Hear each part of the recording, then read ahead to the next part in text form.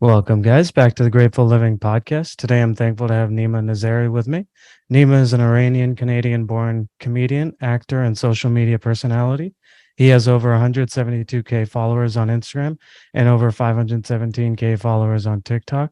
He hosts and produces his own TV show called A Stupid News, which features new episodes every Thursday at 5 on his YouTube channel.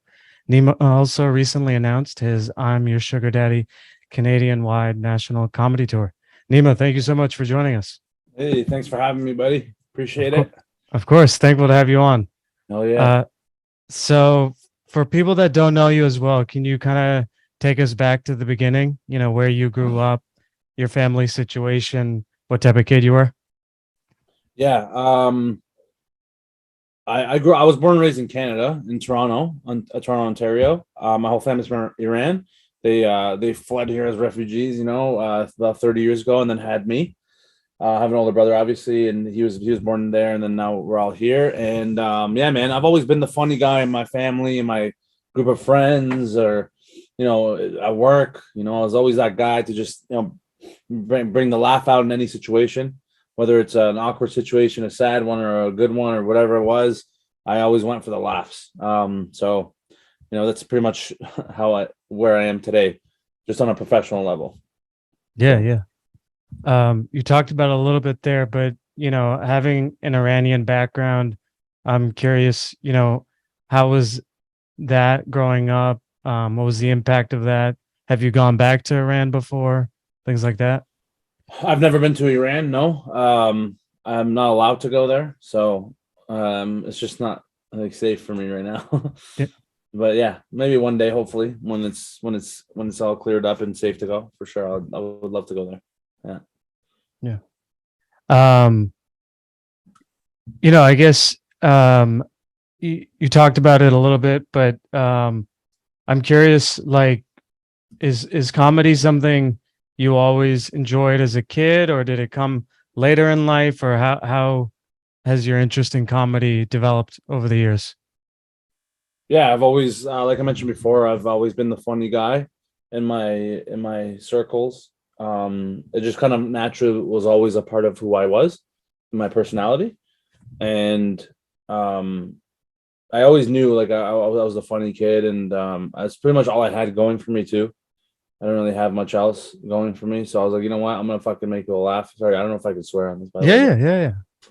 but but yeah, the older I got, the more people would tell me that, and like so on and so forth. And then yeah, eventually I just made the decision to pursue comedy full time, and here I am. Like I'm making a fucking living out of it. Yeah. No, that's amazing. So I saw you went to University of Toronto for kinesiology. Mhm. Um, and I can you talk about that journey? I believe at some point you dropped out and maybe changed to comedy school, or Yeah, yeah. I was in university studying kinesiology, and I always felt pressured to go into university because everyone always told me that that was the path to take in order to become successful in your life. And I don't know, I kind of always rebelled against academics, even though I was good at it and I was decent. Like I'm not as stupid as I fucking look, but I still tried. I still did my work, and but I just never really liked it. Right. So when I was in university, I found that there was a comedy school at Humber College, and I was like, wow, that like immediately clicked for me. I was like, oh shit, I didn't even know that was a thing, but this is exactly what I need to do. And I saw the courses they offered and everything like that, and I fell in love right away. And I was like, yeah, I'm dropping out and I'm going straight to this comedy school where I learned the foundations of comedy, like stand up, acting, improv, writing for TV, writing sketches. Like I learned a lot of shit there, just the foundations. And yeah, and it was the best decision I've ever made in my life, for sure. yeah. Uh, I'm curious at that time period. Um, obviously years later in hindsight, obviously it's worked out well, but that was probably a huge decision for you at the time. I guess what got you over that fear of the repercussions of not going the safe way? Just knowing that I don't have a plan B, that this has to work out, and knowing that I am a very competitive person in nature, and I like to work hard and almost prove to other people that I can do something, especially if something I actually like doing and I love doing. I'll go out of my way above and beyond to show them. But also, it's more so for myself too, because I just enjoy it and it makes me happy. And that's all that really mattered to me at the time. I was like, I just love having fun, man. I don't want to worry about all this stressful work shit. Like, we're at 9 to 5, whatever bullshit other people are going through. Like, it's like exhausting to think about. For me, I mean, as long as I'm just happy, like just doing comedy, I'm having fun, bro. Eventually, they'll find a way to come and work out for me, Yeah. and that's it. And so I guess talk to us about the early journey after comedy school. What was, I guess, year 0 to 3 of your journey? When did you, I believe was it December of 2014 when you really started going all Yeah. in? Yeah. So I dropped out summer of 23rd. Sorry, summer of 2014. I dropped out. And then in December 13th, December 11th, actually, sorry, November 11th of 2014 is when I first started my YouTube channel, and I started to post content, and just to get the ball rolling, because the program that I was going into for comedy didn't start until the year after, like in September. So I was like, what am I going to do in the meantime to like kind of like learn some shit about comedy? And I was like, yeah, let me just make some YouTube videos. So that's pretty much where it started. Was your dream always like it just becoming a full-time comedian? Is that what your attitude was at that point? Yeah, well, I mean, I always dreamt of like I always saw Russell Peters on TV, and other comedians on TV doing stand up. I'm like, wow, that's so cool. Like, I wish I could do that one day. But like subconsciously, I wasn't even like really saying it out loud. I just like in the back of my head, I'm like, wow, that's so cool. Like, I wish I could do that. I always said I wish I could do this. I wish I could do that. Until when I dropped out, then I was like, this is real now. Like, I can actually accomplish this, and I can become a full time comedian and a successful one too. And that's it. Yeah. Can you, I guess, go back and talk about maybe your first win or your first encouragement in those beginning years? Um, yeah, honestly, just like having the support of my parents at the very beginning. I was very surprised to hear that they were supportive, even though they just spent all this money in the first year of university for me, and the fact that I just dropped out to pursue something else that's like they don't even understand because comedy isn't a thing back home, right? Like they don't have fucking clown college in Iran, right? You get your head chopped off if you talk about funny shit over there. You just gotta like become, you gotta be an engineer, lawyer, doctor, or you're a failure, right? So, for them to support me the way they did from the very start really helped me a lot. Like my dad even drove me to the audition, like he got me into the, like dropped me off at the school and shit, like like was a part of it. Well, they're a part of the process from the beginning, and that really elevated a lot of it for me, and it helped a lot. Yeah. How were you like doing goal setting were you doing goal setting at the time? Was it, I'm going to do a mix of, YouTube and a mix of trying to do stand up, or like how were you going about evaluating whether you felt it was going well or not? I just did as much as I could from the very jump. Like I went out every night, pretty much when like as soon as the program started, every night I was out doing stand up open mics. I was out there like 3 shows a night, just like putting my name on the list, getting up on stage. Not really the stage, it's just like standing in front of other comedians who are also shit and amateur, trying to tell your best 5 minutes of material, which is also garbage at the time. But like that was the process. That was the process, is like getting through those moments, getting up on that stage as much as possible, getting your feet wet, learning, the ins and outs of stand up, and finding your voice. And that took me years before I found my actual voice, and that I knew like, oh, this is my style on stage. But yeah, it was just it was a lot of just repetition. Yeah.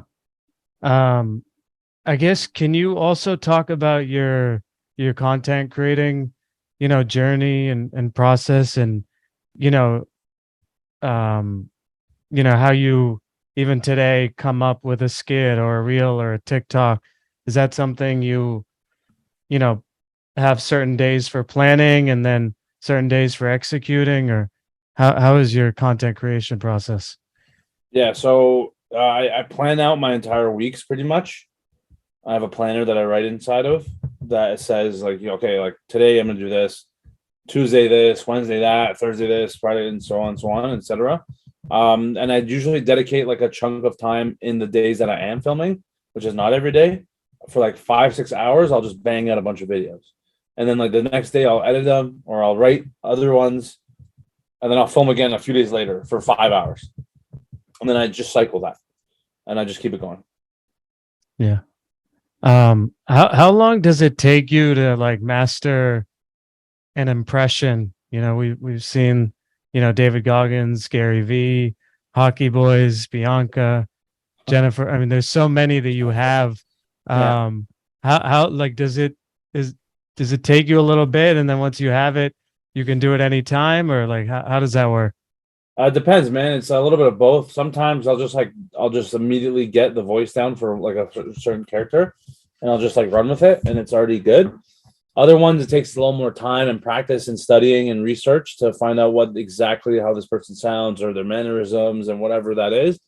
And then yeah, I just keep trying and I keep putting it out for people to see, and then eventually you just kind of like you just learn as you go. And the more I do this, the easier it gets because I'm just more comfortable and confident with it.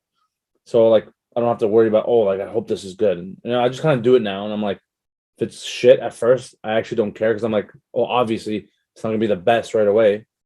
And that's the best mindset to have when it comes to making content like that. It's just not to judge yourself and not worry about other people's judgments. Because eventually you're gonna get better the more you practice. Yeah.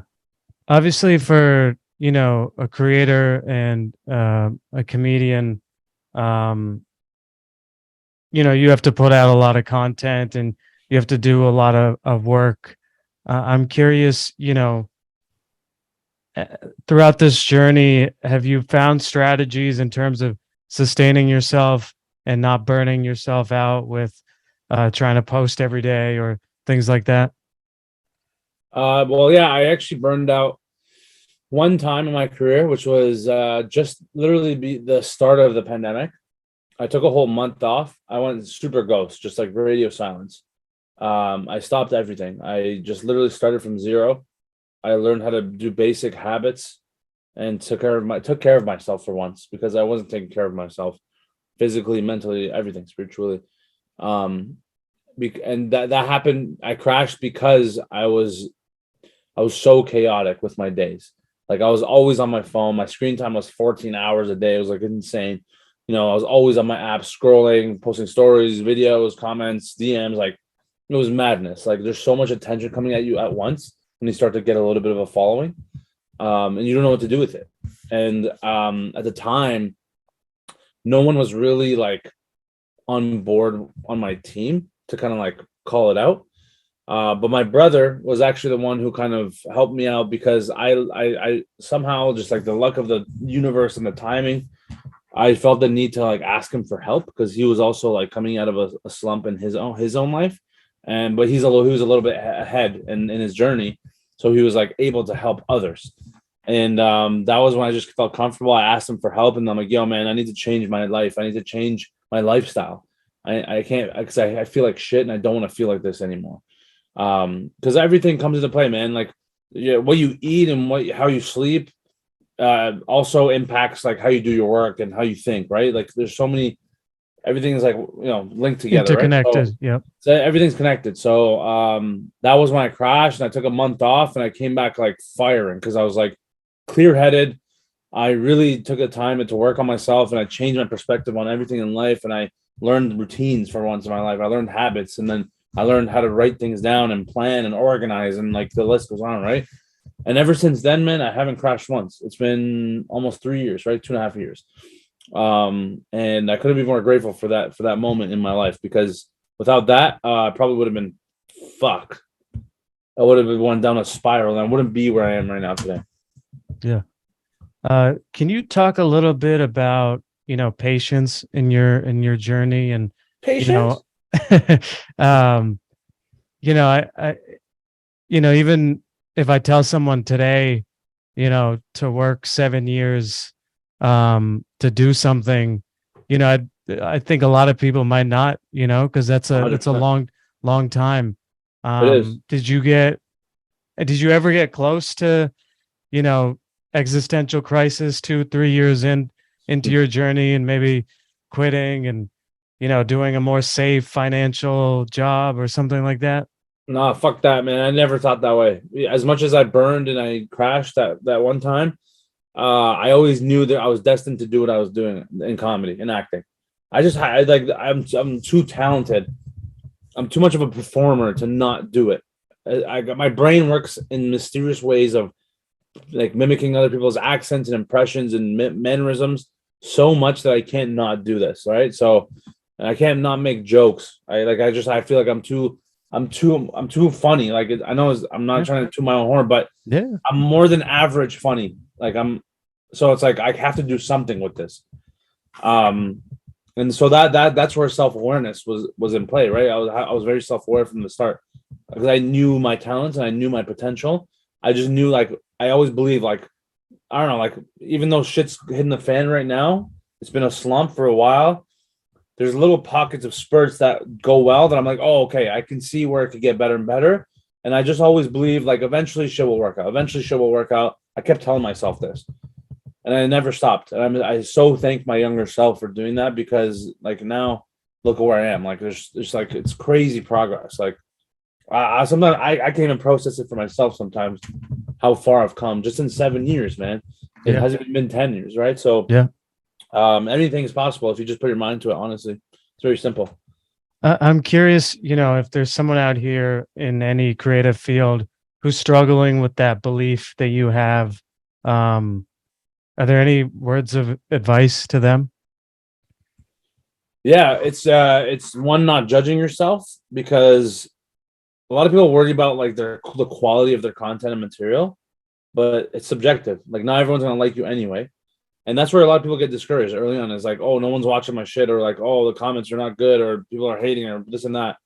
And I'm like, it's too early to tell because you don't have enough of like a catalog either. Because my thing is like, you have to do like hundreds and even thousands of videos and sets on stage before you can really know if this is the right path for you or not, right? Like it just started to hit for me this past 2 years. So the first 5 years of my career was not that great. Like, but it was worth it. At this Yeah. point, it's worth it because of all that shit that you had to endure over those years. And it's just about consistency. It's just about staying consistent and still like pushing through, even though it's shit, even though it's not going your way or or the way you thought it would be, just keep pushing, keep going through it all. And now that's when you're going to make the most growth and outgrow others too. Because a lot of people will get discouraged and stop when those moments get tough. Yeah. Yeah.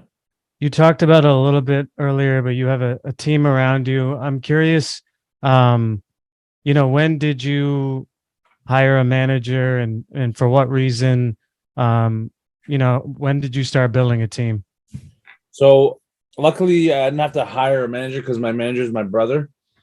And he was already just pretty much solidified as my manager because he knows me the best more than anybody else in this world. And the fact that we actually get along from beforehand, and he's a little bit older too, so he's a little more wise, more experienced, especially because he was in an entertainment industry before in his own life, and he saw the crash and burn of his career in that realm. He knew exactly how to help me. So pretty much like I learned from his mistakes, and he was pretty much helping me avoid the mistakes he made in his career. And I feel like it's such a perfect like bond and a perfect match for what I'm doing now. That so he was like already solidified as my manager, and it's the trust too, right? It's like I know he's not going to try to fuck me over, and I know he's has the best interest for my career just as much as I do for my own. Because whatever I accomplish, he accomplishes, right? So we're on this together. And then along the way, I had a couple people reach out, like one guy, shout out to Cyrus, who reached out and he wanted to work pro bono for us for as long as it took, that until we could like make some money and pay him. And after 2 years, he stuck around and still worked hard and never let up. He never got lazy, never slacked. And now we're finally comfortable in paying him a proper salary because he deserves it, one, but also like now we can trust him because he didn't like stop when the going was tough, right? It's like he pushed through just as much as we did, and he believes in the process and the journey just as much as we do. So, and then that came along, and then obviously we have another couple guys who are part time right now that aren't necessarily, we don't need them as full time, but soon we're getting to that point. And it's all from within our circles, which is like so perfect. And yeah, I'm grateful for that I have that around me. Yeah.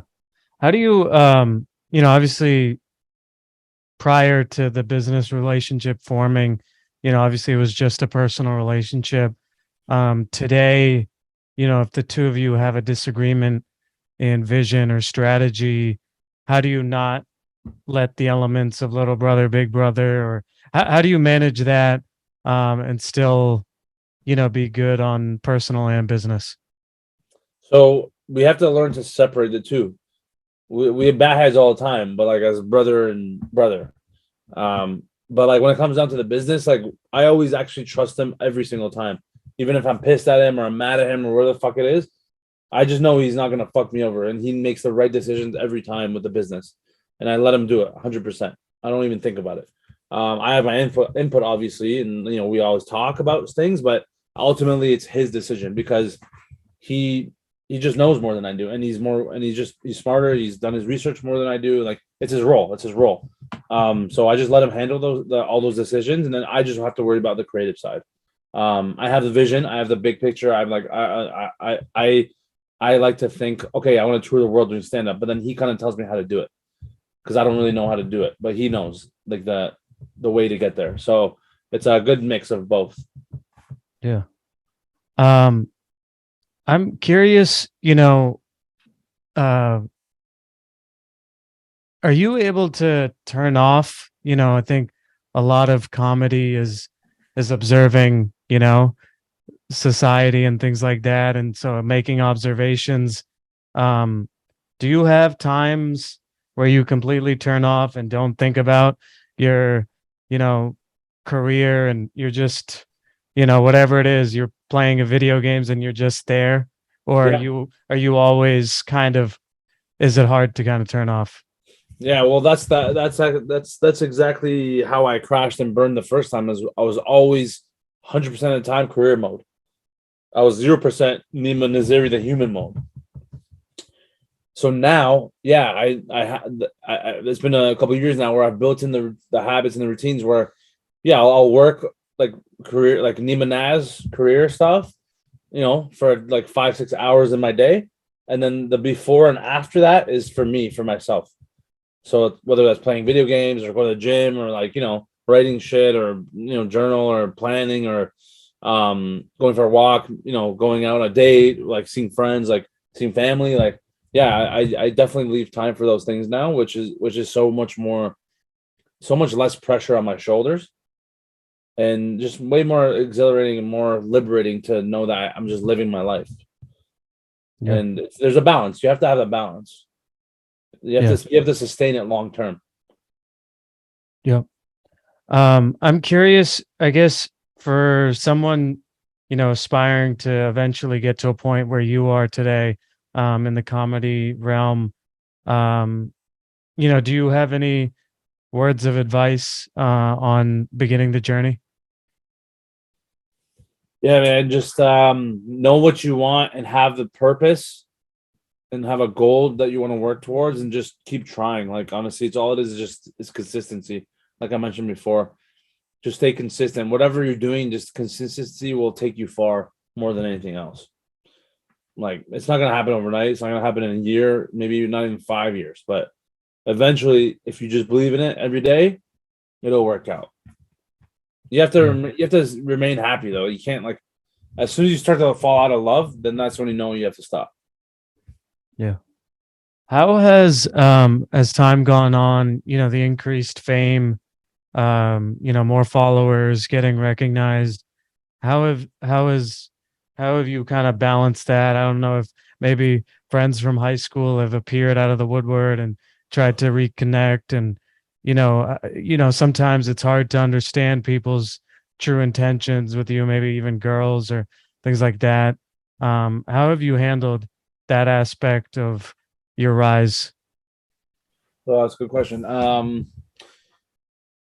Yeah, there have been a couple of people come out of the woodwork, like from back in the day, like, yo, like that's sick, like, yo, we should link up for like a drink or this and that or whatever. I'm like, but like I'm so sure of what I'm doing and like what I need to do that my time is so valuable, and I know what I have to use my time for. It's like I'm busy like every day now. Like I have shit to work on. I've like my career to like it's in the peak of like getting into the prime, and I want to make sure I'm like hustling and still working at it nonstop, and because I care about it and I love it so much.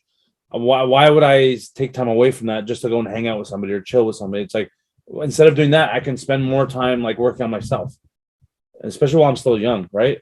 Um, and like instead of like hanging out with this person for an hour that I don't really know, why not just spend an extra hour talking to my family or my parents, or like building an existing relationship even further?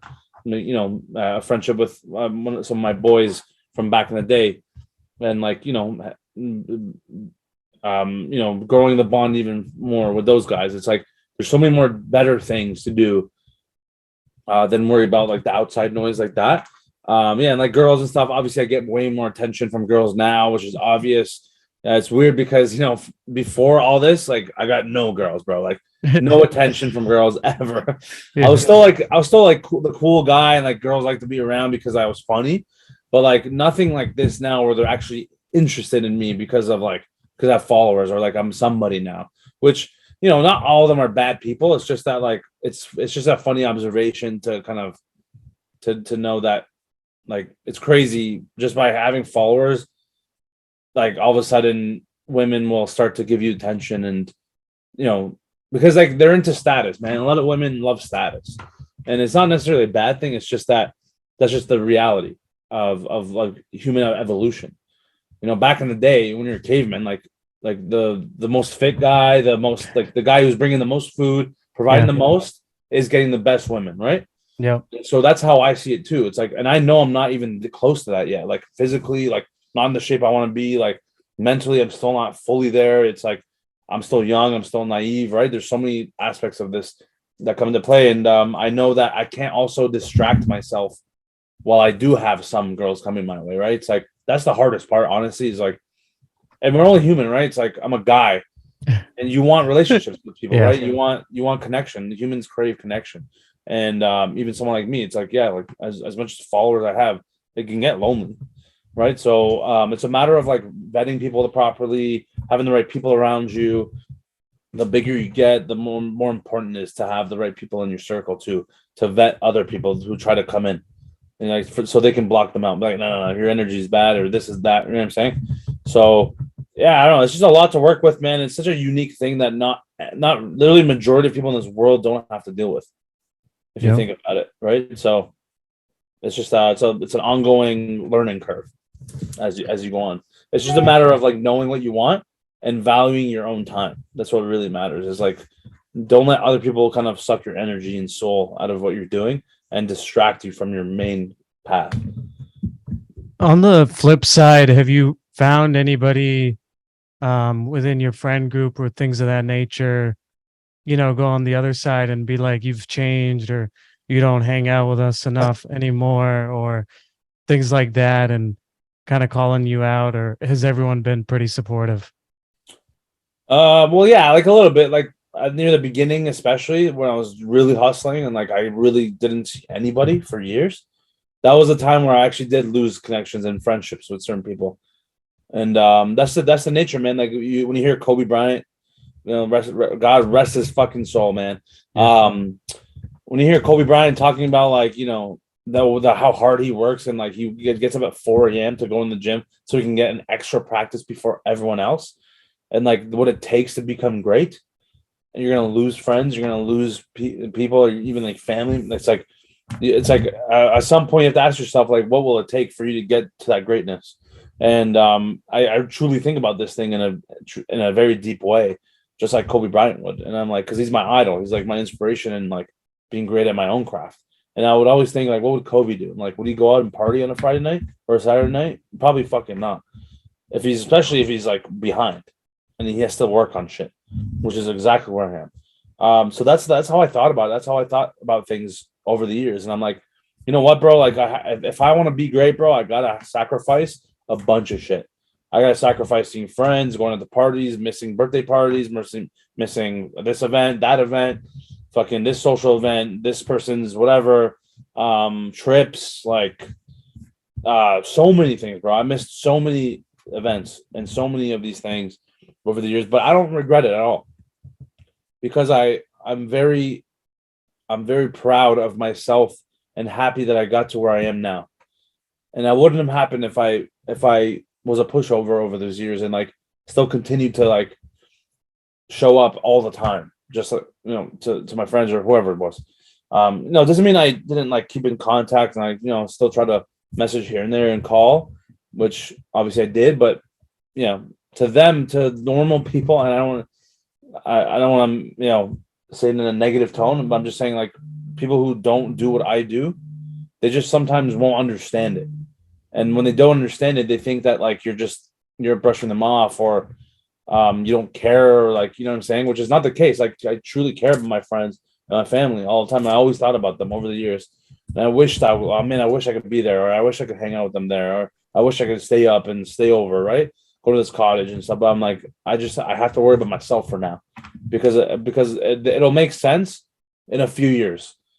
They'll understand in a few years, Yeah. which they do now. And like now, like obviously, like all my boys, I'm still close with them. I hang out with them, and like they're still very supportive, because they understand. Now they get it. They're like, oh, okay, like shit, man, like, you know, not that anyone apologize. It's just that I get the vibe, like, oh, okay, like he was actually serious over this time, and he actually built something out of nothing for himself, and like that takes a lot of fucking time and dedication, and so it's like a respect thing.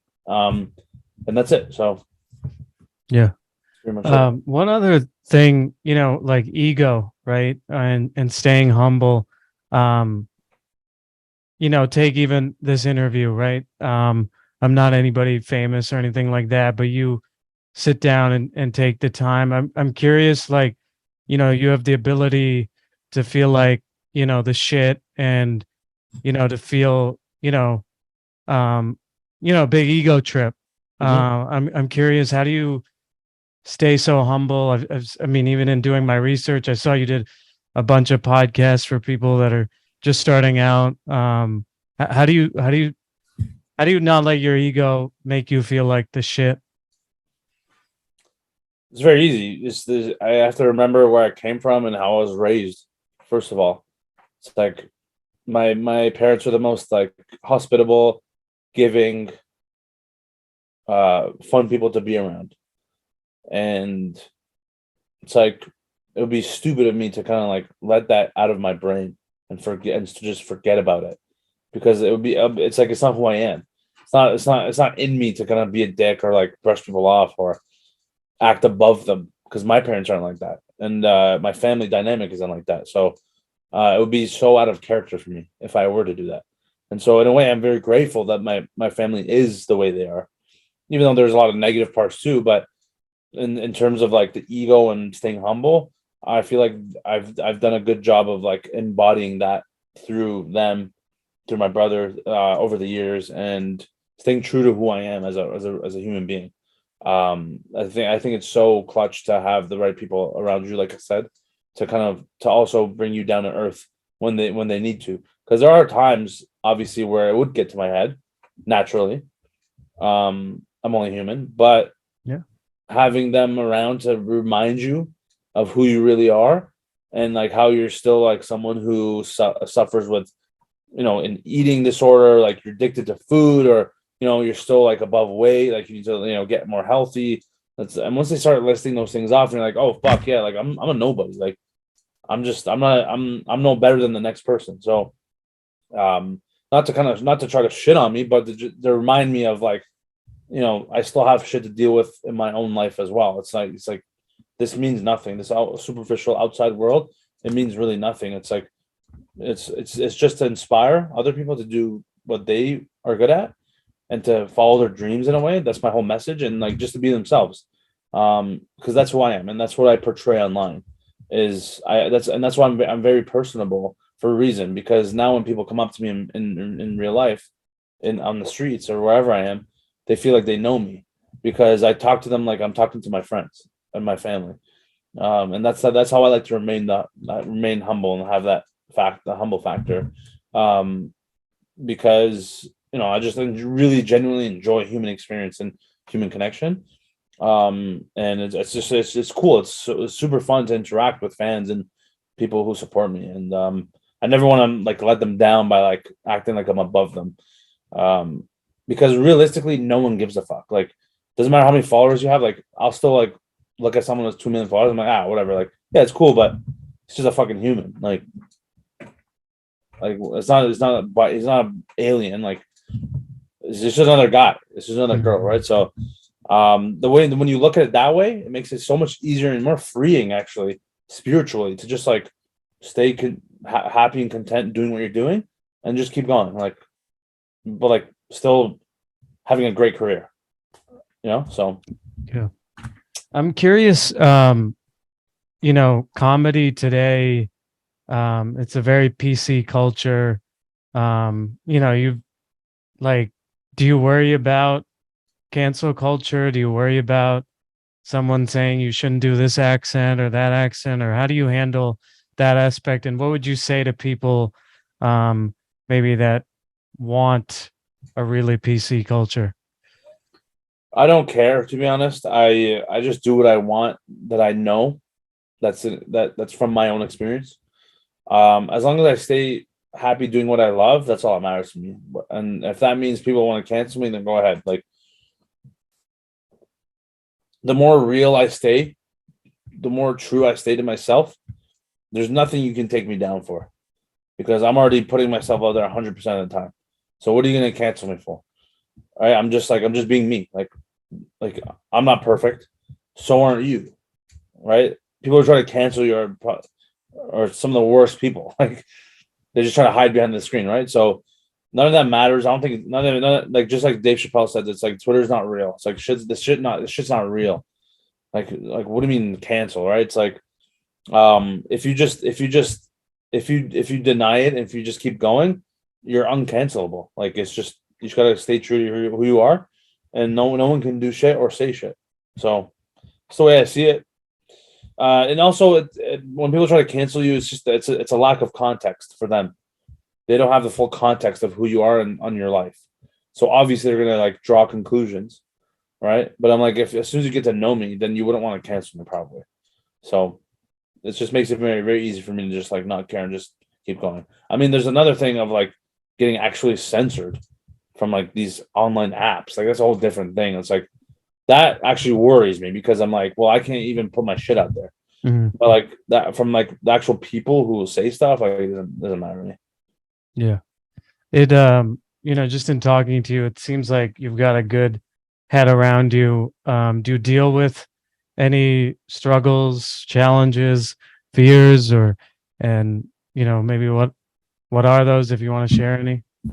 Yeah, of course. Like I said, man, I'm only human, right? Like, I struggle with food addiction my whole life. Even to this day, I'm still trying to get over it.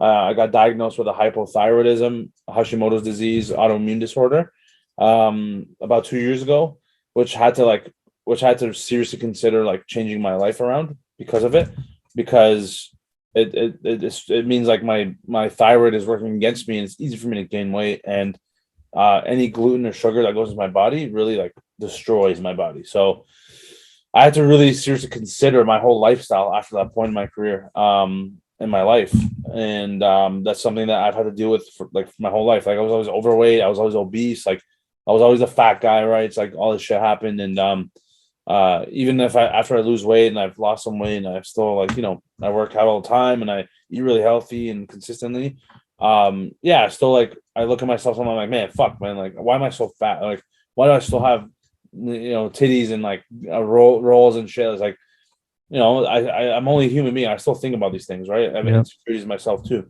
but I don't let it take over my life. I just kind of I just think of it as like I'm a skinny guy in training. I don't see myself as a fat guy anymore. I just see myself, you know what? I'm just like I'm a better person in training, and that's how it makes it easier for me to keep going.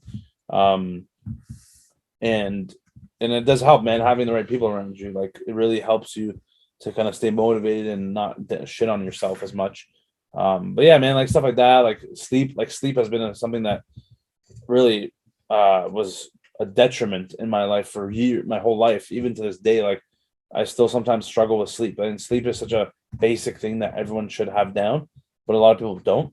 And it's something like that I struggle with my whole life, and it fucks a lot with you, right? It's like when you're not properly sleeping, and you're inconsistently waking up and sleeping at different times, it really like ruins your cycles, and it can affect your mood and your weight gain and your mindset. Like there's a lot of shit that comes into play, and so that's something as well that like we've been working on heavily for the past couple of years, and it's just like ongoing, just progress. That's it. Just keeping at it, not judging yourself along the way, and just that's it. Just every day, just trying a little bit better.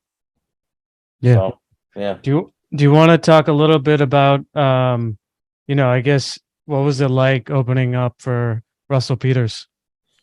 Oh man, I'm still trying to process that for myself, to be honest, man. Like I just talked to my dad about this for an hour straight, like before this, and it was just like so surreal, just thinking back and knowing before I even knew what comedy was, I saw Russell Peters on TV with my dad in my living room, watching him on stage at Just for Laughs doing stand up, and I remember that shit inspired me from a very young age. I'm like, wow, this fucking Indian guy's on stage talking about Asians and white people and this and that. I'm like, what the fuck? Yeah. This is crazy. Like in my back of my head, I'm like, yo, this is sick.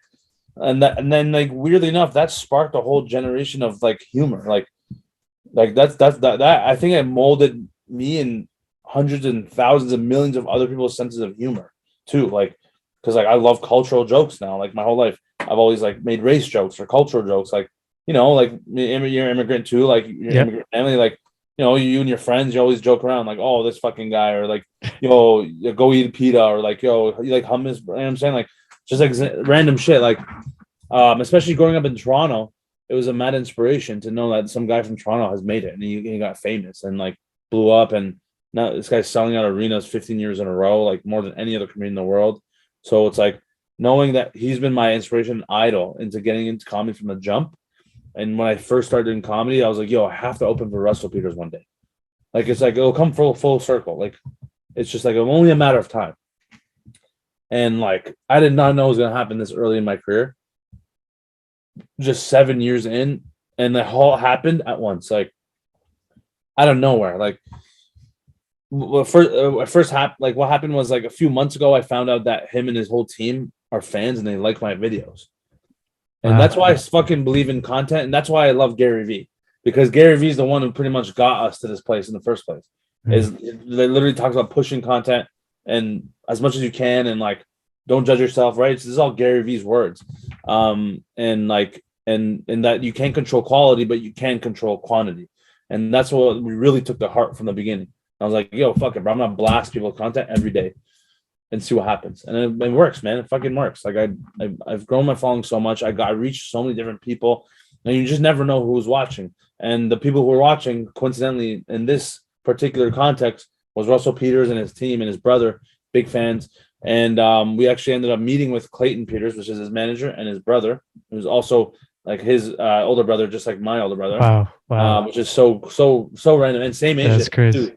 6 years Wow. age difference. Yeah. So That's crazy. crazy. And it's like same exact dynamic, literally exact same people. Wow. So just like that was such a cool thing to meet up with him like months ago. We had lunch with him just to pick his brain and be like, yo, man, like honestly, we just big fans, but like, we have a lot of questions about the scene and industry and shit like that, right? And he was very, very open to helping. So shout out to Clayton for doing that. And then a few months passed, and Russell was doing his tour in Canada. And so it's the first time he's in Canada in 5 years, right? He rarely comes to Canada to do his tours, but he was finally here. And a month ago, he was in London, Ontario, and he invited my brother and I and everyone to go to his London show. I couldn't go because I had my own shows that night. And so I skipped out on it. I was like, and that's what I'm talking about, bro. The sacrifice. Yeah. Russell Peters. I don't give a fuck if you're my mom and Russell Peters or the fucking bartender at some random bar. I'm canceling on all you motherfuckers so I can do my own shit Believe because in I care that yourself. much. You know what I'm saying? Like that's what it takes. Yeah. I could have very easily just like canceled on this show that I had and fucked over everyone else just to go meet Russell. But I'm like, I just wouldn't feel right doing that. I always believe in integrity and having and doing the right thing. So, and that's why I feel like I get to many places that I do get to is because I'm doing the right thing. And like I'm not cheating it. I'm not cheating my way through. And so anyway, I couldn't go, but my brother went. He ended up going. They hung out. They all took pictures. It was sick. I was kind of jealous. Like, fuck, man. Like, I wish I was there, obviously. Whatever, that happened. And then they stayed in touch. And then a few weeks later, he was finishing off his tour in Ottawa, Kingston, and Toronto. And then they're like, yo, why don't you bring Neema this time? And like, whoever else you want to bring your team to Ottawa and Kingston. Just to come hang out. I didn't think any of it else of it. Like, they didn't tell me I was going to open or anything. Obviously, I didn't expect that at all. So we're going. We just like made the trip to Ottawa. When we got there, we got to was it like where the Sens play? Ottawa Senators play. Canadian Tire Center, the stadium. We got there. We're hanging out backstage. I got to meet Russell. It was fucking sick. It was cool. He's just a chill guy. Obviously, he's a comic. Like, you know, he's just like me. He's just very, very chill, very calm, very joking around, like chirping you a little bit, roasting, whatever. You know, very simple. Talked for a little bit, and then literally 10 minutes before showtime, Clayton tells my brother, tells him something, and then he points to me. He's like, "Yo, Neema, go talk to your brother for a second." And I'm like, "Oh, okay." I go to talk to my brother, and he's like, "Yo, how do you feel about going on stage for 10 minutes?" And then in that moment, I'm like shocked, but also immediately I was like, "Yeah, of course," right? Because I'm like, I've worked so hard my whole fucking career to not say yes to this moment, right? It's like when your name gets called, you better be ready to go on stage and kill it, right? And so like I've been waiting for this moment my whole life. And like it was obviously a no-brainer. But at the same time, I'm like, holy fuck, I have to go on stage now for 10 minutes in front of 5,000 people in Ottawa. Yeah. With Russell Peters too, like mind you, right? It's like all this shit's happening at once. And I'm like, holy fuck. I'm overwhelmed with emotions. I'm like, I don't even know what to do. I have to like figure out, oh, what am I gonna say? What am I gonna do? I'm like struggling. I'm like, oh, do I have 10 minutes? Start doubting yourself because I'm like, but like obviously I have 10 minutes. Like I've been practicing 45 minutes a night every week for my own tour. Obviously, I have 10 minutes. It's just that, you know, like such a cool moment like this, really like just it was so surreal. I couldn't even think properly. But then I got my composure ready to go. A few minutes left before I go on stage, and I'm like in the back, I'm like breathing. I'm like, holy fuck, this is real. I'm actually going on stage right now from all these people. Because before that, the most people I would go up on stage, like the most audience I had was like 400 or 500 people. And now it's like 5,000, 10x, right? Yeah. I'm like, you know what, man? I've worked my ass off until this point, and I belong here. I told myself I was just trying to hype myself. Like I belong here. I've been doing this for a reason. Like I'm here for a reason. Just gotta do what you know and just have fun, right? That's all it is. And then that's it, man. I went on stage and like when they call my name, like Neema Naz, blah blah, everyone's cheering. I was like, holy fuck, this is crazy. I'm on the screens. I go up and I'm like, yo, I'm here. I do my 10 minutes and I kill it. I got 2 applause breaks in 10 minutes. I did a great job. And even they were surprised because they never really saw my stand-up until that day. They just kind of knew like I did stand up and like I do good content. And then they were very happy with my performance. They thought it was really funny. They were very pleased, which made me very happy. And then and that's it, man. Like pretty much when that happened, literally as soon as I got off stage, I fucking bawled my eyes out because I was so overwhelmed with some happy emotions and joy. Because I'm like, yo, in a way, I did it. Like I made it. In a way, like obviously I didn't make like my career so far away, but like I did it. Like it's a big W. It's a big dub, bro. Like a huge milestone, biggest milestone of my career, 100%. And this all happened with my mindset from the very beginning of dropping out and being like, yo, I can do this, and I believed in myself. And I look at where it fucking got me. And then I got off and whatever, was great. And then the next night we're in Kingston. Same thing, 10 minutes before showtime. Yo, you want to do 10 minutes? I was like, hell yeah. Went up again, killed it. Same shit. Got off as well. They liked it, blah, blah. And then what happened was, so his last show was in Toronto the next night, Thursday night.